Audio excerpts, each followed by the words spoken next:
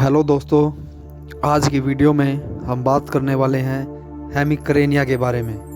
दोस्तों, हेमिकरेनिया जिसको हम अधकपारी भी कहते हैं, इस वीडियो में हम इसके बारे में डिस्कस करने वाले हैं कि हेमिकरेनिया होता क्या है और इसके कारण क्या होते हैं, इसके लक्षण क्या होते हैं तथा इसे ठीक करने के लिए कौन कौन सी दवाओं का यूज़ किया जाता है।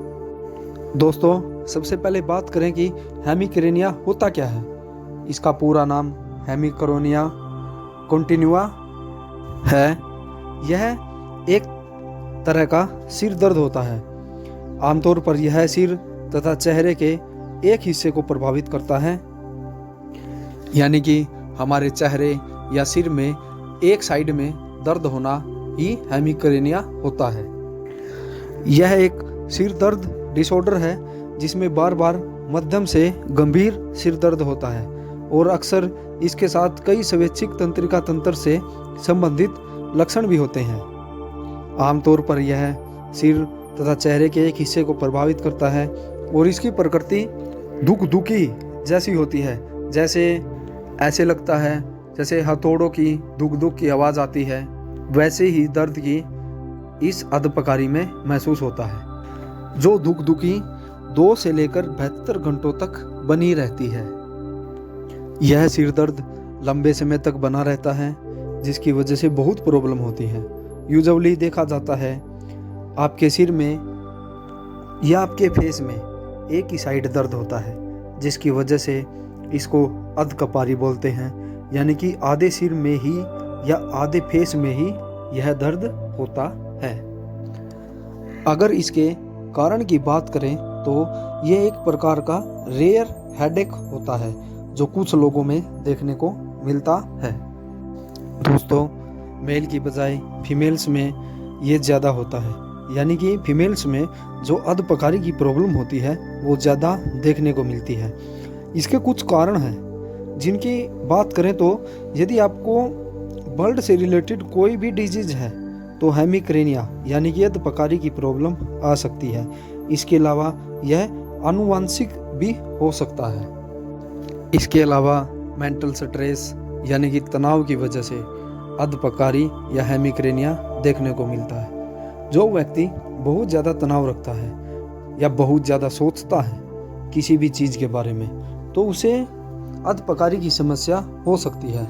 इसके अलावा आपके स्लीप पैटर्न में कुछ चेंज आते हैं, यानी कि आप बीच में उठ जाते हैं या आप जल्दी नहीं सोते, रोज़ जल्दी सोते थे, आज जल्दी नहीं सोते हैं। मतलब आपको जो प्रॉपर पैटर्न होता है स्लीप का, अगर वो चेंज हो जाता है तो हेमिकरेनिया की समस्या हो जाती है।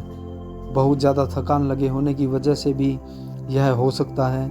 बहुत ज़्यादा एक्सरसाइज करने पर आपको थकान लगती है तो भी आपको अधकपारी की समस्या आ सकती है। बहुत ज़्यादा अल्कोहल का यूज़ करने पर भी अधपकारी की समस्या हो सकती है। अपच के कारण या इनडाइजेशन के कारण भी आपको अधकपारी की समस्या हो सकती है। ये वो रीज़न है जो नोवन है, बाकी कई सारे अननोवन रीज़न भी हैं। कई बार घर पर या काम पर तनाव भी अधकपारी का रीज़न हो सकता है। एस्ट्रोजन में उतार चढ़ाव जैसे हार्मोनल परिवर्तन बहुत से महिलाओं में अधकपारी का कारण बनता है। दोस्तों, अब बात करें कि अधकपारी के क्या लक्षण होते हैं या इसके सिम्टम्स क्या होते हैं, इसके साइंस क्या होते हैं जो अधकपारी की समस्या होने पर दिखाई देते हैं। तो अधकपारी के अंदर यानी कि हेमिकरेनिया के अंदर आपका पूरा दिन हल्का हल्का दर्द आपके सिर में बना रह सकता है। आपके आधे सिर में कुछ माइग्रेन जैसे लक्षण दिखाई देते हैं, जैसे नोजिया हो सकता है, वोमिटिंग हो सकती है, जी घबरा सकता है, उल्टी आ सकती है या तेज़ आवाज़ से भी आपको डर लग सकता है। ज़्यादा तेज़ लाइट में या प्रकाश में जाने से आपको डर लग सकता है, ऐसा महसूस हो सकता है। धुंधला दिखाई दे सकता है। किसी भी प्रकार की बदबू के कारण भी हेमिकरेनिया या अधकपारी हो सकता है। इसके अलावा कुछ ऑटोनोमिक सिम्टम्स देखने को मिलते हैं, जैसे नाक का बहना, नाक का बंद होना, पलक के फूल जाना, ये सारी समस्याएं भी हो सकती हैं या देखने को मिल सकती हैं। साइंस और सिम्टम्स में हेमिक्रेनिया या अध कपारी में। इसके अलावा दोस्तों वर्टिगो यानी कि चक्कर आना की प्रॉब्लम आती है। वर्टिगो की प्रॉब्लम का मतलब है जैसे कि आपको चक्कर आता है। इसके अलावा भूख ना लगने की समस्या आ सकती है। वह हेडेक के अंत में पेशेंट को नींद आ सकती है और जब पेशेंट सो कर उठता है तो यह पेन कम अथवा समाप्त हो जाता है। कुछ देर के लिए यह भी सिम्टम्स हो सकता है। तो दोस्तों ये कुछ साइन और सिस्टम देखने को मिलते हैं हेमिक्रेनिया या अध कपारी में। इसके अलावा बात करते हैं इसके ट्रीटमेंट के बारे में। तो इसके ट्रीटमेंट में हम कौन सी मेडिसिन देते हैं? इसके ट्रीटमेंट में हम केवल दर्द की टैबलेट ही दे सकते हैं जिसे एज ए पेन किलर दी जाती है।